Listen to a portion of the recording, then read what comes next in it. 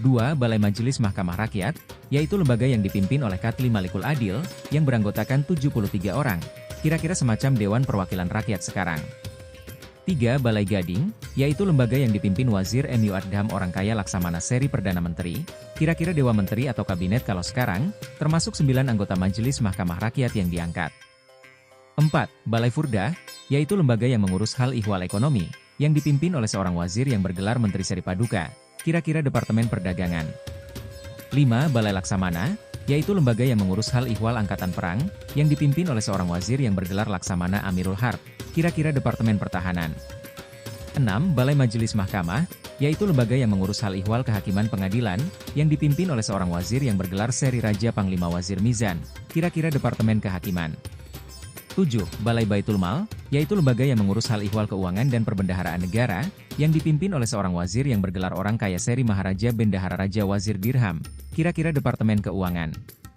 Selain itu terdapat berbagai pejabat tinggi kesultanan di antaranya. 1. Syah Bandar, mengurus masalah perdagangan di pelabuhan.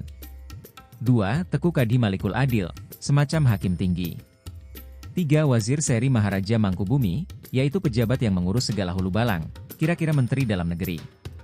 4. Wazir Seri Maharaja Gurah, yaitu pejabat yang mengurus urusan hasil-hasil dan pengembangan hutan, kira-kira Menteri Kehutanan. 5. Teku Keurukon Katibul Muluk, yaitu pejabat yang mengurus urusan sekretariat negara termasuk penulis resmi surat kesultanan, dengan gelar lengkapnya Wazir Rama Setia Kerukoen Katibul Muluk, kira-kira Sekretaris Negara. Ule Balang, pembagian wilayah. Pada waktu kerajaan Aceh sudah ada beberapa kerajaan seperti Perlak, Pasé, Pidi, Teunom, Daya, dan lain-lain yang sudah berdiri. Di samping kerajaan ini terdapat daerah bebas lain yang diperintah oleh raja-raja kecil. Pada masa Sultan Iskandar Muda semua daerah tersebut diintegrasikan dengan Kesultanan Aceh dan diberi nama Nanggro, disamakan dengan 3 daerah inti kesultanan yang disebut Aceh Besar. Setiap daerah dipimpin oleh Ule Balang. Pada masa Sultanah Zakiatuddin Inayat Shah, 1678-1688 Masehi, dengan Kadhi Malikul Adil, Mufti Agung, Teungku. Syaikh Abdur Rauf Asinkili dilakukan reformasi pembagian wilayah. Kerajaan Aceh dibagi 3 federasi dan daerah otonom. Bentuk federasi dinamakan Sagoe dan kepalanya disebut Panglima Sagoe. Berikut pembagian 3 segi, Le Sagoe. 1. Sagoe 22 Mukim, yang kepala Sagoenya bergelar Sri Muda Perkasa Panglima Polem Wazirul Asmi.